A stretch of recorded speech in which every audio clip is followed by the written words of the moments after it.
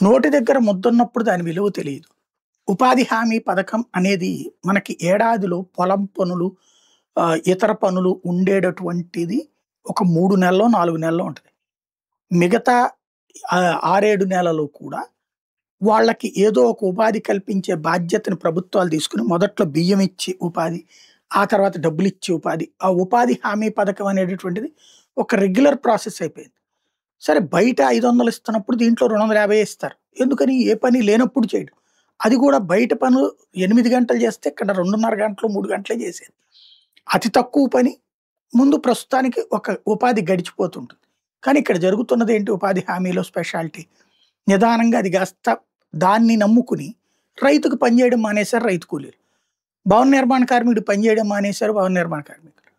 అట్లా చేయకుండా ఆ డబ్బులతో ఏ మందు కొట్టి పడుకునేటటువంటి స్టేజ్‌కి వెళ్ళిపోయింది. ఉత్పాదకత దెబ్బతిన్నది.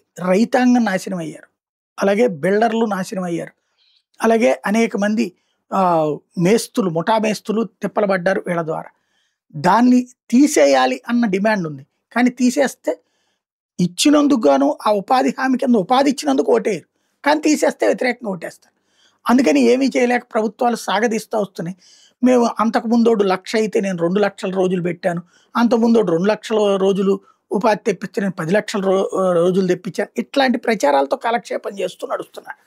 అయితే ఇప్పుడు ఉపాధి హామీ నేరుగా ఏదైతే రైతుల ఖాతాల్లో, అదే రైతు కూలీ ఖాతాల్లో డబ్బులేస్తాం, ఉపాధి హామీ కూలీ ఖాతాలో నేరుగా డబ్బులేస్తాం అనగానే దాదాపు పావు వంతు పడిపోయింది. ప్రభుత్వాలు ఇంకేం చేయలేకపోతున్నాయి. కాంట్రాక్టర్లు ఇదివరకు ఏంటంటే కూలీల పేరుతో వాళ్ళు మొత్తం పని చేసేసి కూలీల పేరుతో డబ్బులు తీసుకునేవాళ్ళు. ఇప్పుడు కూలీకి డబ్బులు వెళ్తే వాళ్ళందరి దగ్గర నుంచి వీళ్ళు ఎప్పుడు కలెక్ట్ చేసుకోవాలి. కాబట్టి వాళ్ళు వదిలేస్తున్నారు ఉపాధి హామీ పని. దాంతో భారీగా దెబ్బతిన్నటువంటి పరిస్థితి. ఇంకో వైపున దాన్ని ఇప్పుడు జాబులు లేవు, జాబు కార్డులు పోయే ఉపాధికి ఉరి అంటూ సాక్షి ఒక కథనాన్ని ప్రొజెక్ట్ చేసుకొచ్చింది. కనీస సమాచారం ఇవ్వకుండా ఎడాపెడా జాబ్ కార్డులు తొలగింపు. ఏడాది ఏప్రిల్ నుంచి 18.63 లక్షల కార్డులు అవుట్.